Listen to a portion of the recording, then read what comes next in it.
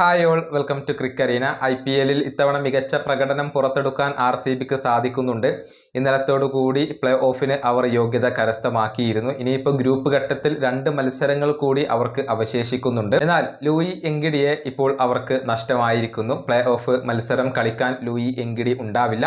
പകരം പുതിയ ഒരു താരത്തെ RCB ഇപ്പോൾ കൊണ്ടുവന്നിട്ടുണ്ട്.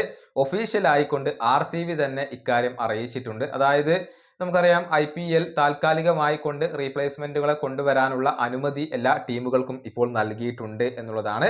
ഏതായാലും സിംബാബ്വൻ താരമായ ബ്ലെസ്സിംഗ് മുസറബാനി എന്ന താരത്തെയാണ് RCB ഇപ്പോൾ സ്വന്തമാക്കിയിട്ടുള്ളത്. പേസറാണ്.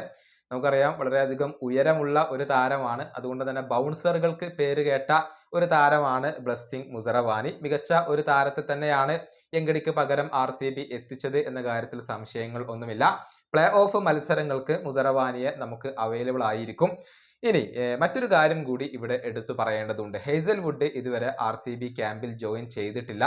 അദ്ദേഹം ഓസ്ട്രേലിയയിൽ തന്നെയാണ് ഉള്ളത്. എന്ന് അദ്ദേഹം വരും എന്ന കാര്യത്തിൽ ആരാധകർക്ക് സംശയങ്ങൾ ഉണ്ട്. അതിലെ അപ്ഡേറ്റ് ഓസ്ട്രേലിയൻ മാധ്യമമായ സിഡ്നി മോർണിംഗ് ഹെറാൾഡ് ഇപ്പോൾ നൽകിയിട്ടുണ്ട്.